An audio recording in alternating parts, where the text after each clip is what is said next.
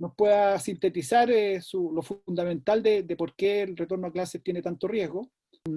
Así que le doy el paso a Alejandro para que nos pueda en estos 20 minutos exponer sobre qué significa el retorno a clase, cuáles son los riesgos, y lo hace un profesional y un experto como el presidente del colegio profesional respectivo. Alejandro, por favor. Sí, Gracias. sí, le había pedido a Lorena, le envié la presentación porque estoy con el celular ahora, para que alguien pudiese compartir la presentación. Ahí está Leticia compartiendo. Me voy a ir saltando ciertas cosas que ya se las había nombrado. Esta es la presentación que hicimos a la honorable Cámara de Diputados, la Comisión de Educación de la Cámara de Diputados. Para los que no me conocen, soy Alejandro Valdebenito, presidente nacional del Colegio de Expertos y Expertas en Prevención de Riesgos de Chile. Soy ingeniero en prevención de base y a algunos no les gusta, algunos no les gustan los economistas. Sí soy buenamente MBA, Master in Business Administration, con una especialidad en sistemas integrados de gestión y en particular todo lo que tiene que ver con todo lo que es economía en riesgo. Está mi número de teléfono para los que lo quieran apuntar, principalmente con texto WhatsApp, que es lo más sencillo, lo más eficiente para mí. Avancemos, por favor. Avancemos a la otra, para no aburrirlo con la historia del colegio ni nada por el estilo. Lo que nosotros nos preguntamos era cómo funcionan los establecimientos educacionales, cuáles son sus logísticas de funcionamiento, infraestructura, tecnología, cadenas de servicio, cadenas de operaciones, cadenas de salida, cómo llegan los alumnos hacia los establecimientos educacionales y cómo se retiran los alumnos hacia los establecimientos educacionales, y ahí nos damos cuenta que más del 50-60% de los alumnos en Chile lo hace por transporte público, y eso quiere decir que transporte público masivo, con una alta probabilidad de que la separación de mínima 1,5 metros recomendada no se pueda realizar. Hay un caso ahí ya en varias partes del mundo, que al utilizar estos medios de transporte hemos detectado que hay una mayor probabilidad de que alguien se contagie, más aún cuando tenemos equipos que no son los adecuados. Avancemos.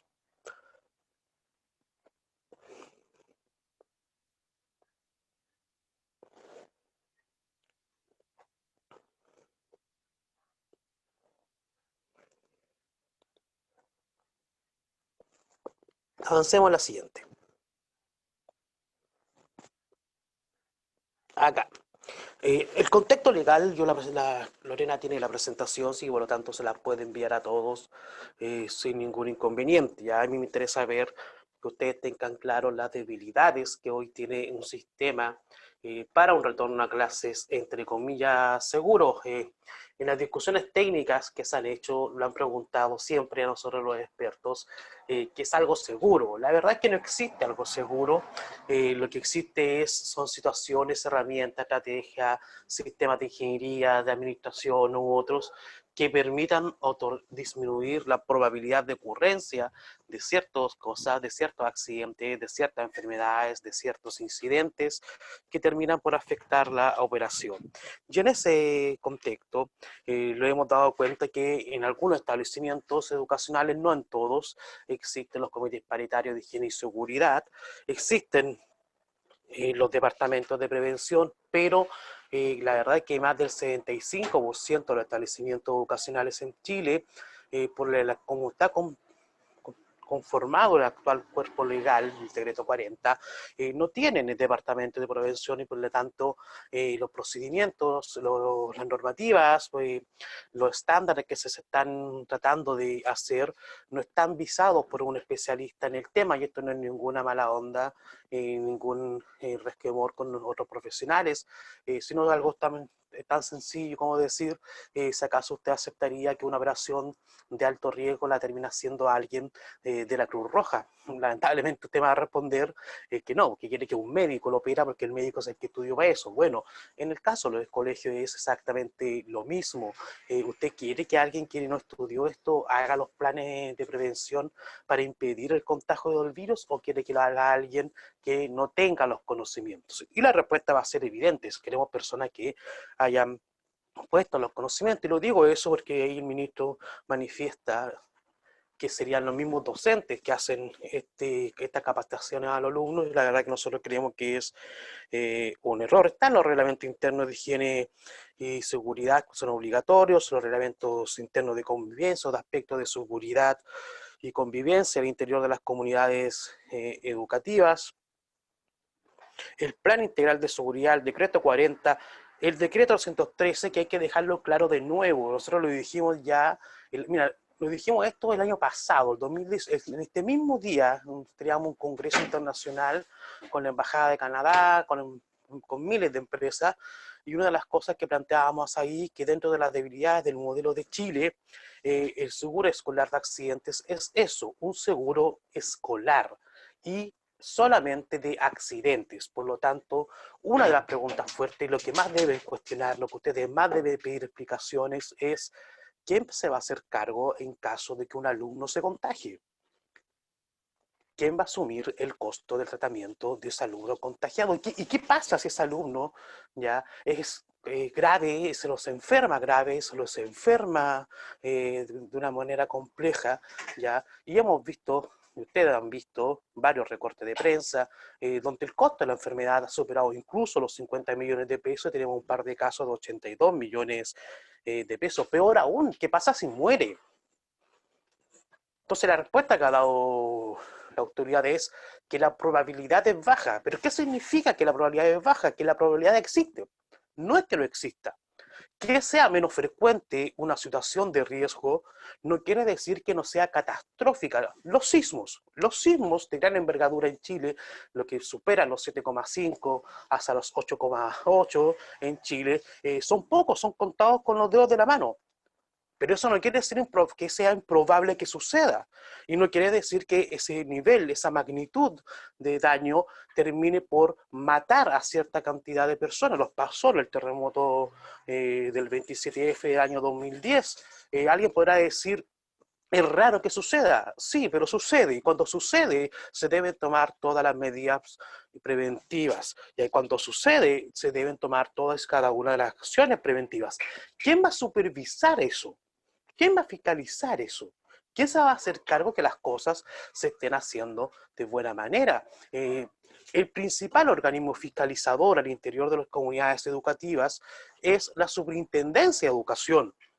Pero si uno mira la planta de trabajadores de la Superintendencia de Educación, y sin ánimo de molestar a nadie, evidentemente, no hay ningún especialista en esta área, pero ninguno.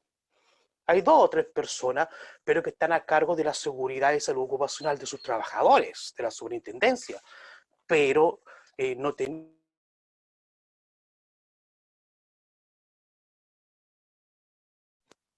Perdón, no tenemos especialistas en seguridad, en higiene, para fiscalizar, ¿no es cierto?, los establecimientos educacionales. De hecho, en los grupos de colegios que nosotros tenemos expertos en prevención, ya recomendamos que simplemente si el fiscalizador no va con PCR negativos, sino con encuesta de trazabilidad, si no va con equipo con una mascarilla certificada realmente, si no va con la encuesta higiénica, si no se hace medición de oxímetro o saturación de oxígeno, no los vamos a dejar entrar.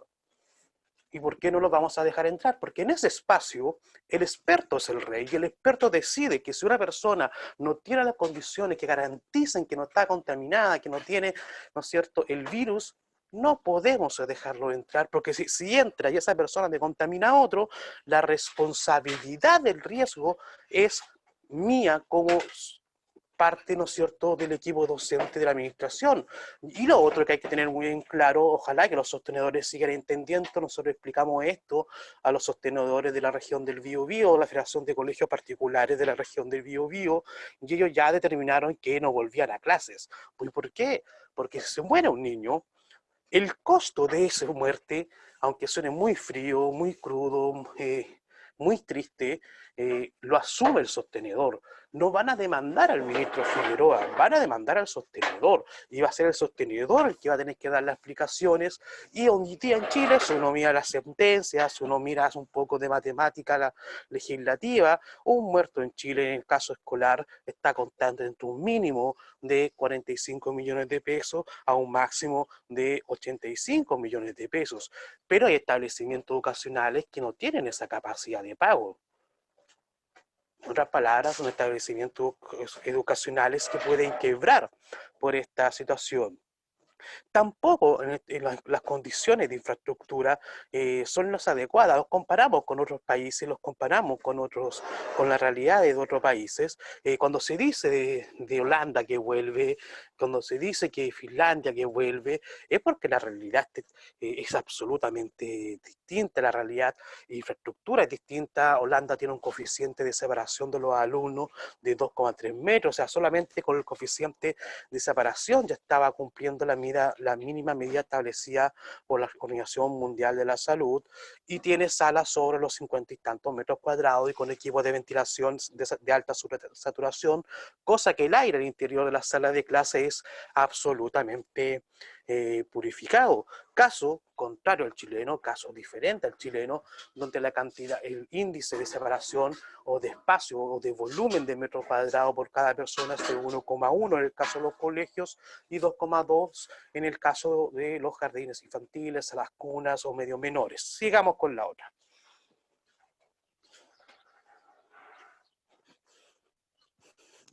La OMS, que tanto se cuestiona, que tanto se menciona, que a veces se dice que es toda una conspiración y que la verdad que llama mucho la atención que alguien se atreva a decir que es una conspiración, pero es de los rumores que han salido en esta pandemia. Establece 6 mínimas cosas que se deben cumplir. Lo primero es que la transmisión del virus esté controlada. Y aquí ya nos caemos en Chile.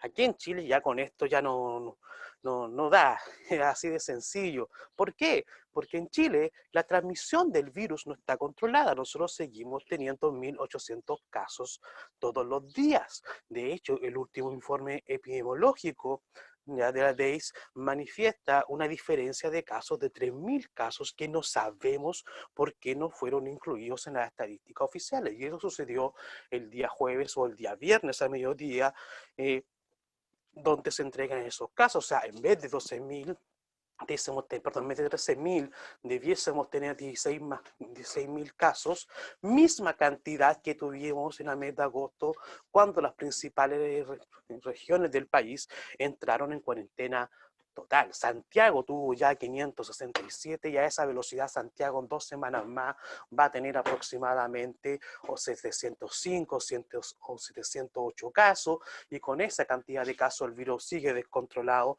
Tenemos un 30% de subnotificación y es un riesgo innecesario. Yo lo planteé en varios medios de comunicación, salió en La Tercera, salió en Mercurio, me extrañó mucho que haya salido en el Mercurio, salió en Prensa Nacional, Mega Noticias, Canal 13 y otros. Y la pregunta de fondo A, estamos peleando por un mes de clases.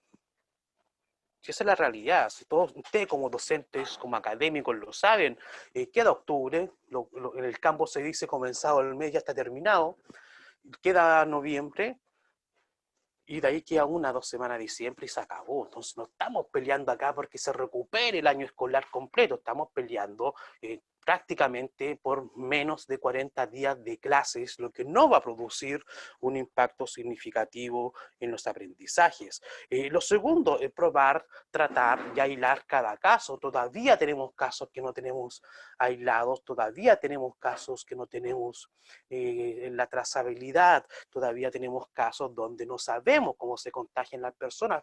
Aquí se dice van a volver los colegios, pero lo que no dice el ministerio es que un 30%, que un tercio de los casos COVID en Chile se deben a casos de contacto estrecho laboral. Y ahí está el ejemplo de lo que les pasó a ustedes en el sur, creo que en Valdivia, en Los Ríos, me contaban la amiga de Aprojonji, también pasó en Pirque y seguramente va a seguir pasando, porque como no tenemos la trazabilidad, lo vamos a encontrar con ese tipo de sorpresas. Avanzar, ¿no es cierto? Tener ahí controlado la residencia de ancianos y centros de salud. Ahí hemos avanzado en las residencias de ancianos, en los centros de estadía de adulto mayor, hemos tenido un resultado más positivo, pero los temas de salud, la verdad es que no, todavía hay hospitales que tienen altas cifras de contagio, como en el caso de la región del Biobío, como en el caso de la región de Magallanes, como en el caso de algunas regiones, de algunos sectores de Antofagasta, que recién acaba de salir de cuarentena, de Iquique, etcétera. Ojo, mucho ojo con lo que viene con la tercera región y con la cuarta región, que están desacopladas en la curva, y si le sumamos a eso que va a estar, que ya está la octava, que es imposible que vuelva, que ya está Valpo, que es imposible que vuelva, si le sumamos la tercera, si le sumamos la cuarta, si le sumamos Iquique, si le estamos sumando Magallanes, y nuevamente Temuco, la novena retrocede, la verdad es que la cantidad de alumnos de que estamos hablando de volver no representa más allá del 40 o 30% de la población, y de esos, como es opcional, más encima, no más allá del 1% va a realmente volver a clases. En términos concretos, no tiene justificación técnica de que eso suceda. En los colegios no tienen medidas específicas para esto. Si ustedes ven toda la puesta en escena del ministerio del ministro Figueroa, no entrega nada en específico, no dice nada, no establece, este es el estándar de infraestructura que debe tener la sala de clase, porque para que una sala de clase evite el contagio no es tan solo es que estén separados o que los niños tengan mascarilla o que los sean desinfectados con amonio cuaternario, que sería fatal, ya, pero que existan desinfectados con hipoclorito al 5% de solución. Pero junto con eso deben haber sistemas de ventilación de fuerza, sistemas de ventilación de entrada, aumento de la frecuencia, de limpieza, sí deben existir distintos mecanismos prediluvio, etcétera, que hoy día el ministerio no exige, porque lo que hace ahí es una orientación, y en el mismo paso a paso hoy día que mandó, casi fue una cadena nacional lo que hizo el ministro de Educación, no habla de ninguna medida concreta. Yo hay cosas que en los colegios no haría. Yo no usaría amonio cuaternario en los establecimientos educacionales. Creo que es un error hacerlo. El hipoclorito de sodio basta y sobra. También hay que tener en cuenta todo lo que tiene que haber, ¿no es cierto? Que el control de nuevos casos esté controlado. Y adivinen qué, no está controlado. ¿Ya? Y como no está controlado, no volviésemos a abrir. Y no solo lo digo yo, lo ha dicho la sociedad científica, lo han dicho estos médicos que hoy día son estrellas de rock, que están en todos los matinales de Chile. Yo estuve ahí con el doctor Ugarte hace un par de semanas, y la verdad que el médico Ugarte al final nos decía, por favor escuchen los expertos que son los únicos que saben del tema, porque esto no es un tema sanitario, esto es un tema preventivo. Y ahí ha cometido un error la estrategia de gobierno que puede costar ¿Qué estás preocupado, evidente. Joaquín? Venga frío. ¿Ya? Y lo último, que tenemos que tener una población totalmente educada, comprometida, capacitada, para que se ajuste esta nueva forma, ya esta nuevo estándar de vida. Y nosotros no hablamos, se escuchan como un ruido de fondo, no sé lo que es. Nosotros no hablamos ahí de nueva normalidad, es un concepto que no nos gusta, sino si acaso somos capaces o no somos capaces de recuperar actividades rutinarias y no rutinarias. Avancemos a la otra.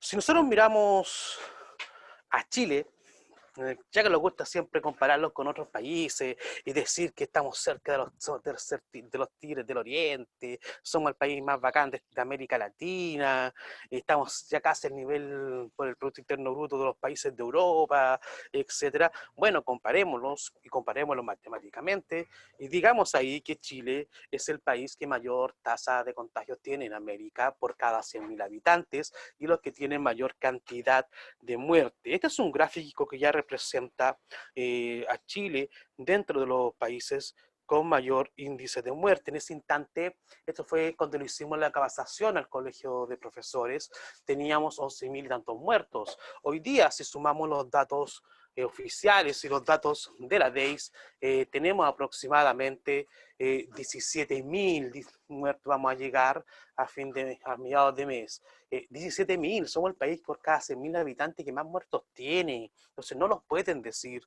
que está, ¿no es cierto?, protegido, que está solucionado, que está trazado, que está cubierto. No, en Chile no está controlado y no se controla porque la estrategia que implementamos en primera instancia es una estrategia mala, así de sencillo. Sigamos a la siguiente.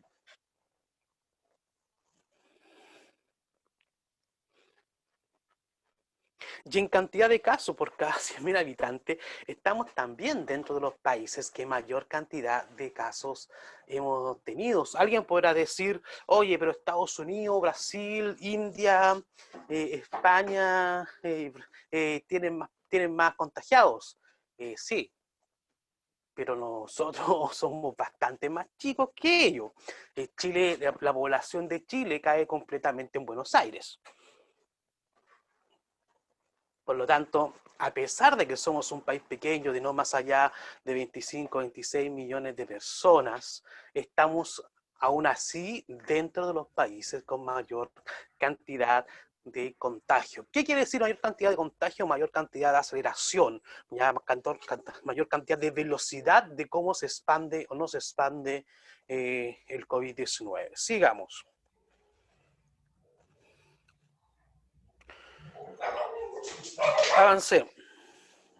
Avancemos al último gráfico, para no complicarlo con todos los gráficos. El último, ese, dejemos ahí. La gran comparación que nosotros hemos hecho es con Holanda. Una entrevista ahí, lamentable entrevista por lo demás, hacia nuestros amigos del Colegio Profesor Mario Aguilar por parte del periodista Matías del Río. Y la verdad es que cuando se habla desde la ignorancia se puede hablar cualquier tontera.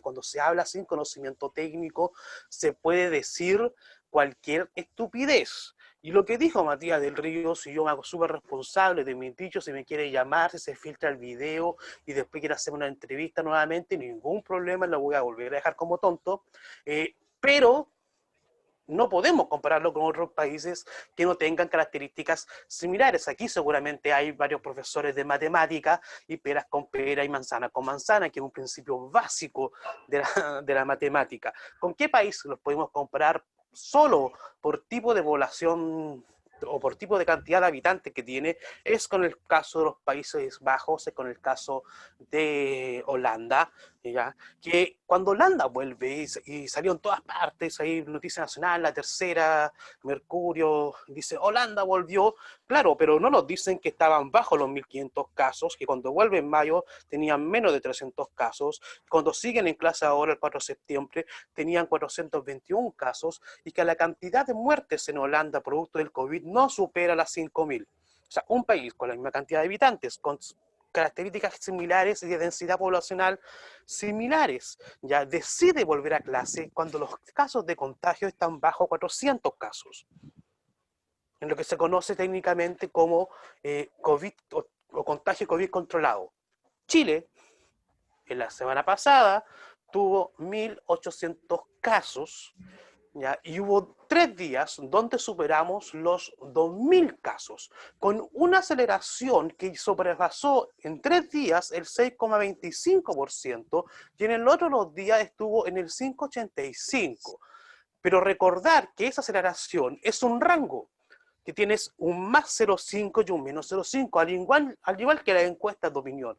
Por lo tanto, Chile en los dos rangos medios supera el 6%, y en el rango ínfimo menor está en el 5%. ¿Y qué es lo que le recomienda la OMS? Que todas las vueltas, que todas las confinaciones de espacios públicos sean en el rango del 3%. O sea, no estamos ni cerca de lo que la misma OMS establece, que la misma OMS ha establecido. ¿Ya? Sigamos. Sigamos. Avancemos. Acá. Fíjense en esto que es re entretenido. Ya el mismo paso laboral lo establece que en un espacio cerrado no puede haber más de una persona por cada.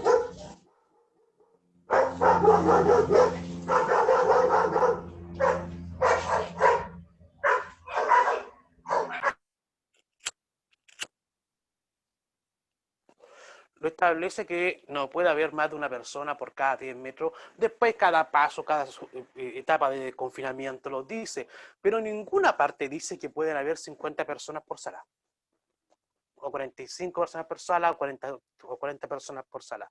Todos establecen una distancia mínima en función de los metros cuadrados, de los metros que tiene. Si yo tengo un espacio de 35 metros cuadrados y lo ocupo a tal porcentaje, voy a tener cierta cantidad de personas. ¿Por qué ese dato es importante? Porque afecta la logística de operación de los colegios. No es lo mismo tener 45 alumnos en sala, 40 alumnos en sala, que tener que distribuir esos 40, esos 35 alumnos en sala por diferentes componentes de horarios, porque voy a necesitar evidentemente fabricar distintos espacios educativos. Voy a tener que decir si acaso los alumnos van a volver por 1 hora, por 2 horas, por 3 horas, por 4 horas, por media mañana, si son los terceros, si son los cuartos, pero en todos los casos simulados no da. Porque también hay que combinarlo con las condiciones de contratación de los trabajadores. Si yo podría querer tener clase ante las 11 de la noche, pero para eso debo suplir ese recurso humano, ya sea con recurso humano propio, hasta que la jornada laboral me lo permita, como también con recurso humano externo. Pero el gobierno, o el Estado, ¿ya? No ha dicho ni lo uno ni lo otro. Avancemos.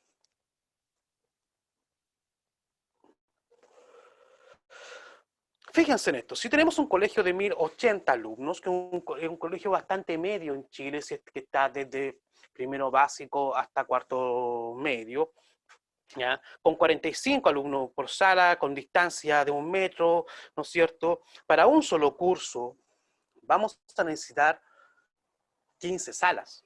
Eso pensando que vuelven todos al mismo tiempo, que van a estar toda la jornada, etcétera, ¿ya? Para poder satisfacer todos los cursos, necesitamos 360 espacios educativos. Si lo hacemos al 25% de capacidad de las salas, vamos a necesitar 4 salas para un curso y 96 espacios educativos para poder satisfacer la demanda de todos los cursos.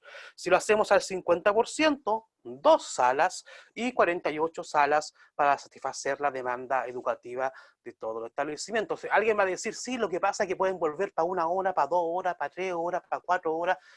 La verdad es que eso sería peor aún, porque también se van a empezar a producir topones de horario, topones con los profesores, topones entre empleadores. ¿A quién le va a hacer caso al profesor?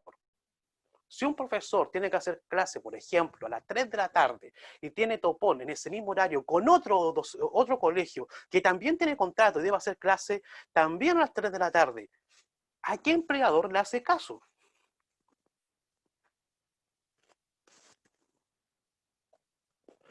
Justamente ese silencio el que se le produjo a las autoridades en la comisión, porque no saben cómo responderlos. Si el colegio fuera más pequeño, la realidad es exactamente la misma, es exactamente lo mismo. No tiene mayores significancia que el colegio sea más grande, sea más chico. ¿Por qué? Porque los colegios sí o sí se dividen por cursos, y al dividirse por cursos ocupan espacios, como ocupan espacios, ya aunque el curso sea de 15 alumnos, igual va a necesitar más de una sala para poder satisfacer lo que nosotros conocemos como la jornada de clase. ¿Y qué va a pasar cuando un profesor llega a la sala de clase? Como supongamos en el caso de Pirque, el profe llegó a la sala de clases, pasó sus clases, no se conectó nadie y no fue nadie en el colegio. Y el docente, el ministerio les dice, oh, mira, como no se conectó nadie, usted va a tener que hacerla el día sábado. No, pues, sí, ya fue a hacer su clase. como ya fue a hacer la clase, si la quieren que la haga el día sábado, tienen que pagarla, como se la hace con cualquier trabajador. Por lo demás, no es un derecho de los profesores, es un derecho del mundo del Código del Trabajo, un derecho del mundo del estatuto administrativo. Hora extra cancelada, hora extra que se debe pagar, hora extra que se debe compensar de alguna forma, que son las establecidas por la ley. Sigamos.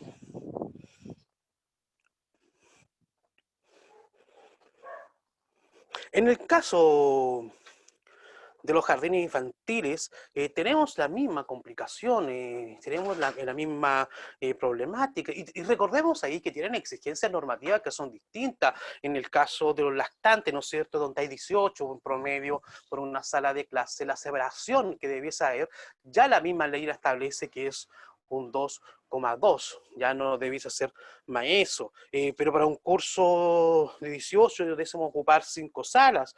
Si fueran más grandes, si fueran los medios mayores, donde ya hay 36 niños, la separación, el volumen de espacio por cada alumno también va a ser del 1,1, pero en ese caso, respetando los paso a paso, no debiesen haber más de 9 alumnos por sala. Y ojo, en los jardines, en los espacios de recreación que tenemos en el mundo de la educación, tampoco se van a poder formar grupos, tampoco se van a poder formar, ¿no es cierto?, o colocar a jugar los niños, porque van a estar bajo ciertas limitaciones, no más de 5, no más de 10, no más de 50, no más de 20, dependiendo de la fase en la cual están, dependiendo, ¿no es cierto?, de las características arquitectónicas del recinto. Y ahí también lo vamos a tener que preguntar qué pasa con el coeficiente de atención por sala de cuna, qué pasa con el coeficiente, qué va a pasar con el tema del uso de los baños.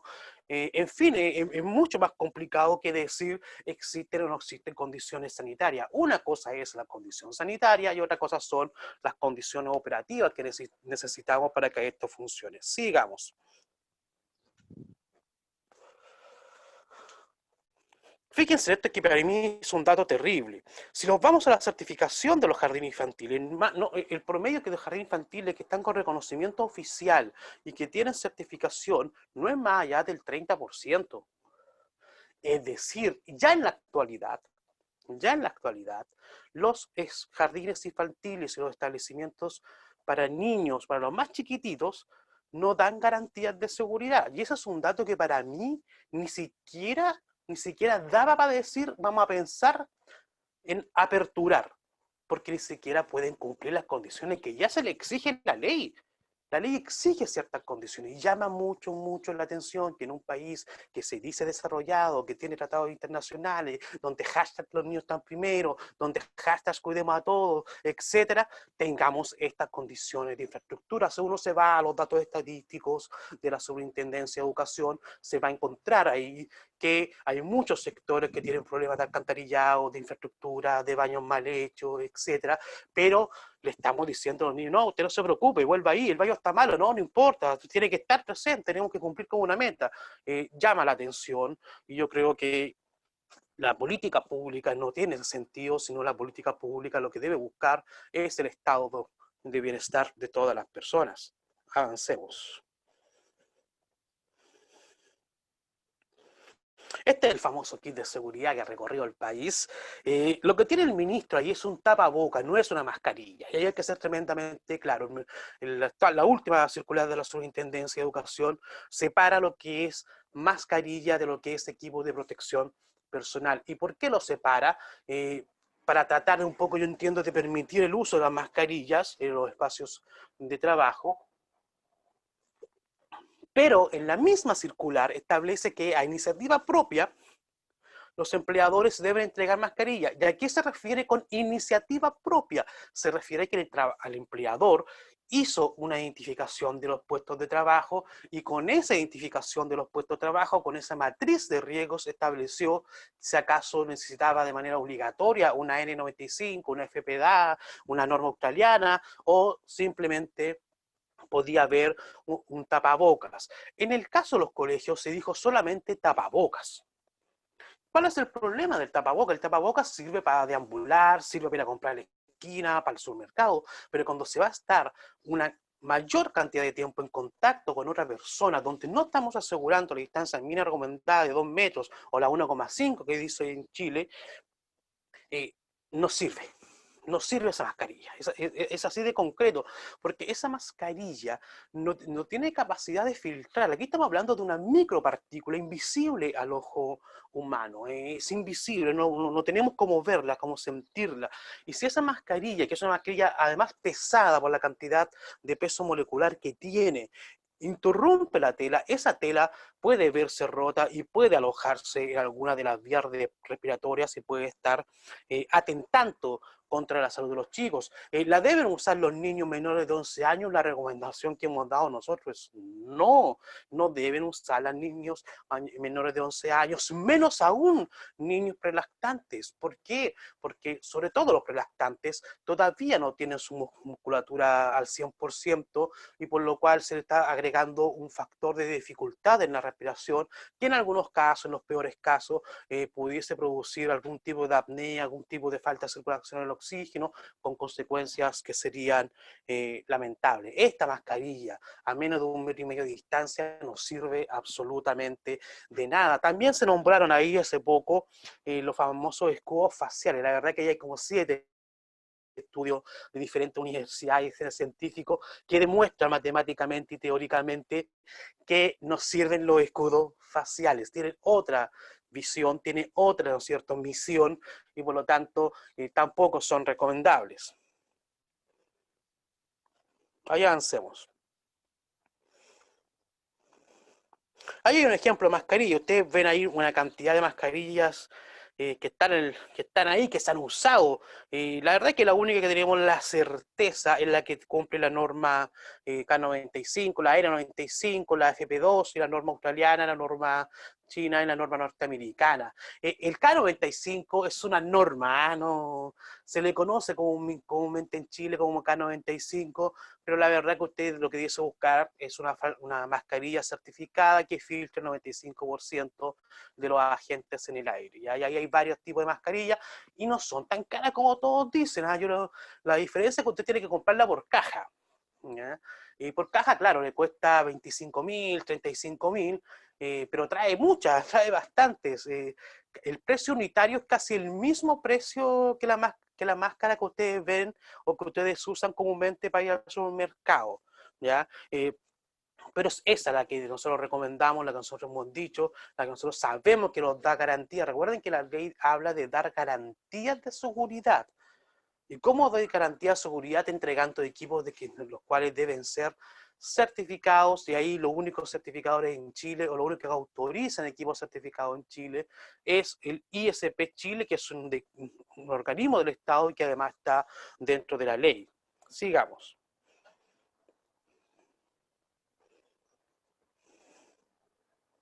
¿Qué es lo que planteamos nosotros al país? Primero, ¿no es cierto?, que hay un retorno inteligente, ¿ya? ¿Por qué nosotros no hablamos de un retorno a clases? Sino porque esto tiene que ser un retorno muy, muy inteligente. Porque en marzo vamos a estar en la misma problemática de ahora si no lo hacemos cargo ahora.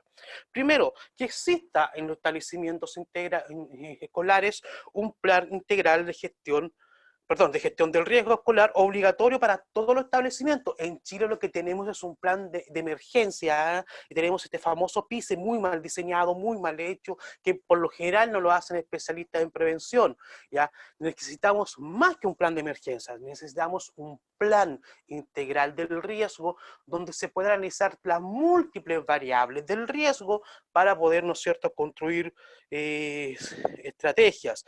Que el reglamento que ya tiene los establecimientos escolares, que tiene que ver con el reglamento de convivencia y el reglamento interno de higiene y seguridad, se incorpore un capítulo de riesgo COVID, de procedimientos COVID. No es necesario crear otro reglamento y perder el tiempo en ese sentido. El diputado González del PPD, si no me equivoco, dice hay que crear un nuevo reglamento. No, si ya existe un reglamento, ábralo, modifíquelo, ya, y entrégalo. Y la verdad es que el reglamento de interno de higiene y seguridad ya tuvo que haber sido modificado.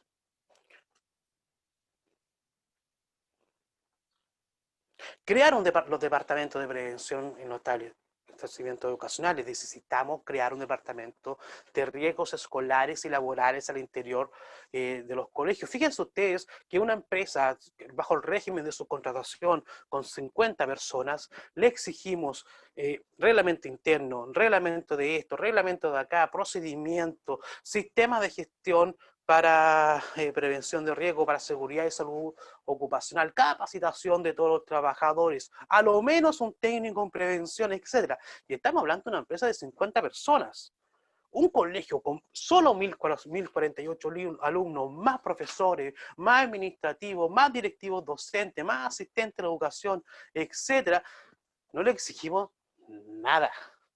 Cuando una empresa, una faena, lo fiscaliza la dirección del trabajo, la municipalidad, la autoridad sanitaria, y resulta que y ahí hay expertos en muchas ocasiones, ahí hay especialistas en muchas ocasiones, y resulta que en los establecimientos educacionales lo fiscaliza la Superintendencia de Educación Superior, que también incluye materias de seguridad, también incluye materias de infraestructura, también incluye materias de la 10.744, está en la página por lo demás de la Superintendencia de Educación, y si ustedes se van a la ley de planta, ¿no es cierto?, y buscan quienes trabajan en la Superintendencia de Educación, se va a dar cuenta que los amigos que fiscalizan, ninguno es experto. Alejandro, por favor, está interesantísimo. Yo ya la he visto antes, pero sé que está interesantísimo, pero si pudiéramos ir, por favor, ya sintetizando. Sí, voy cerrando. Ya, gracias. Prosigue. Sí, como el organismo, ¿no es cierto?, fiscalizador da garantías, porque el organismo fiscalizador lo que debe hacer es dar garantías de que la empresa, el colegio u otro organismo, ¿no es cierto?, cumpla con los diseños y con las medidas necesarias. Me queda la última. La otra. Acá. 6 cosas creemos que nosotros son indispensables antes de volver a las clases. Primero, control de la pandemia en cada territorio del país y a nivel país. No sacamos nada de controlar un territorio si no se controla el país. Condiciones sanitarias, condiciones operacionales, la gestión del recurso humano y de compras, la gestión integral del riesgo, cobertura del seguro social de accidentes y enfermedades profesionales y un organismo fiscalizador técnico adecuado que dé garantías que lo que está haciendo el establecimiento educacional es lo correcto y no solamente un mero cumplimiento administrativo, porque hoy día la superintendencia termina fiscalizando lo administrativo, pero no es capaz de dar garantía de seguridad. Estamos, Mario.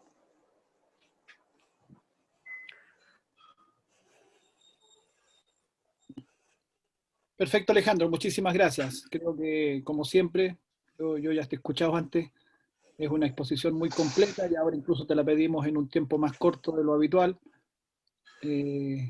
Pero quiero decir que primero vamos a publicar esta charla, esta grabación y el PPT en nuestra página web, pero además, no sé si puedes repetir tu teléfono o ponerlo o nosotros lo vamos a poner, porque sé que tú estás en tu trabajo ahora y tuviste una gran deferencia de poder acompañarnos. Vamos a poner tu teléfono y tu contacto para los que tengan interés, que creo que varios lo han puesto aquí en el chat, que tienen interés en poder invitarte con sus organizaciones a hacer su respectiva una charla o nuestra misma dirigencia regional y provincial también, y algunos comunales que están acá que también les puede interesar. Entonces ahí queda el contacto directo contigo. Por supuesto, agradecemos nuevamente tu excelente exposición siempre. Ahí está puesto en el chat, Leticia García lo acaba de poner, el teléfono de Alejandro para que lo puedan tener quienes se interesen en repetir esto. Después va a estar totalmente sobrevendido, Alejandro, porque lo van a empezar a pedir. Pero yo sé que tiene muy buena disposición y que tiene un gran compromiso con este tema. Sí, no hay problema.